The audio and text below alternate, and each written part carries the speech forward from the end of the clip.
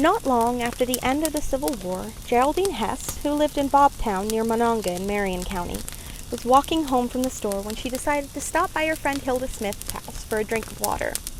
When Mrs. Smith opened the door, she greeted her and told her that supper was almost ready and asked her to come in and have supper with her family. Mrs. Hess gladly accepted the invitation and stayed and talked for a while after, and then started on her walk home just before dusk fell. Geraldine had been gone for about a half an hour when she came back to the Smiths' house, out of breath. At first, she claimed to have forgotten her bonnet and said that she could not do without it. Mrs. Smith could tell that something else was bothering her, and she finally admitted that as she was going along the stretch of road that lay along the edge of the woods near the bank at Booth's Creek, she saw a coffin with a man sitting on it rise from the upper side of the road. She felt foolish for believing in such nonsense herself, but Mrs. Smith just shook her head and explained that as stories had it, a man that had been a draftsman for the Union Army had been murdered near that spot. Geraldine explained further that what she saw came up about as high as her head, floated across the road in front of her, and disappeared over the creek bank. She said she was too scared to start for home again, and asked to spend the night so that she could make the walk home in the morning light. About a week later, Isaac Williams, an old farmer living a short distance away, saw the same thing.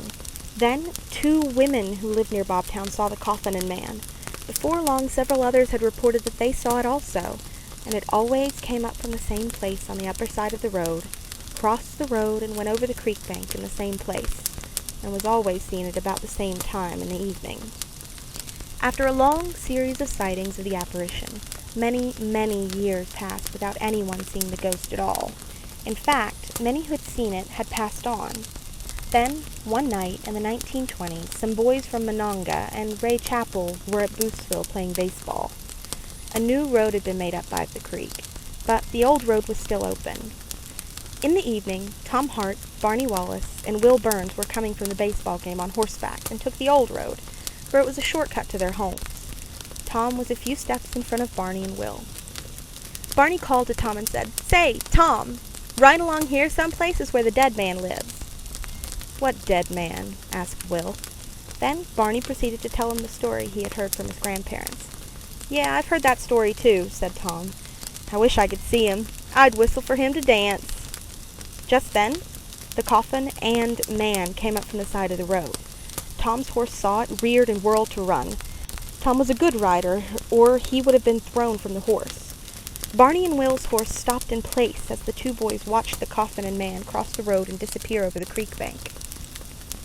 It has now been nearly 100 years after that incident, and the old road has been closed to traffic for many years. But if one were to go walking down it, it still might be possible to see the floating coffin on a cool summer evening.